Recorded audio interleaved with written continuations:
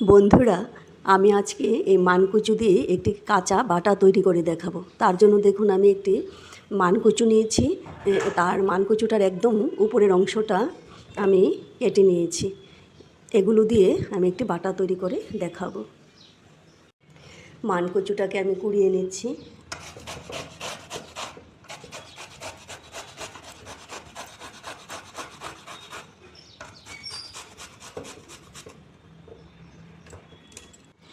কচুটা আমি কুড়িয়ে নিয়েছি।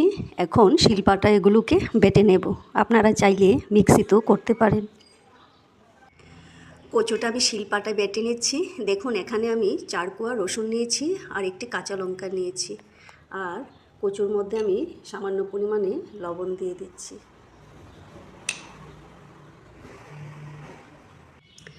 কচুটা বেটে নিয়েছি। এখন আমি মশলা ভাজবো। দেখুন কী কী মশলা আমি দিচ্ছি। দেখুন কী মশলা নিয়েছি। জিরা, ধনিয়া, মিষ্টি জিরা, কালো জিরা আর 2টি শুকনো লঙ্কা নিয়েছি। অবশ্য আপনারা যে যেরকম ঝাল পছন্দ করেন সেই অনুযায়ী মরিচ দেবেন।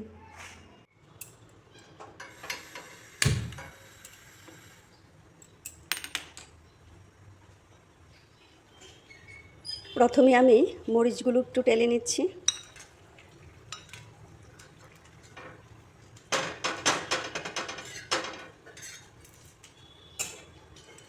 মরিচগুলো একটু হয়ে আসলে তারপর মশলাগুলো দেব। মশলাগুলো দিয়ে দিচ্ছি।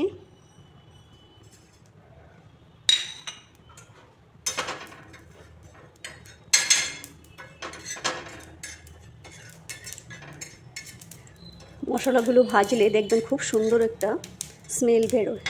তখনই বোঝা যায় যে হয়ে গেছে। দেখুন হয়ে গেছে। আমি গ্যাসটা অফ করে দিচ্ছি।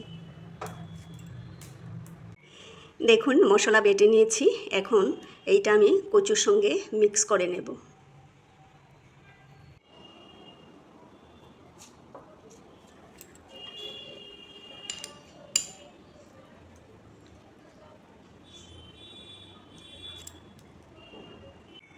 কচু বাটার সঙ্গে আমি মশলাটা খুব সুন্দর করে দেখুন মিক্স করে নিয়েছি। আর এখন এতে আমি একদম সামান্য পরিমাণে সরিষার তেল অ্যাড করে দেব। আর যারা সরিষার তেল পছন্দ করেন না, নাও দিতে পারেন।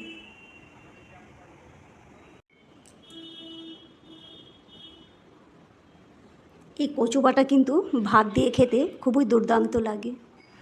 বন্ধুরা, রেসিপিটি ভালো লাগলে সাবস্ক্রাইব করে দেবেন প্লিজ।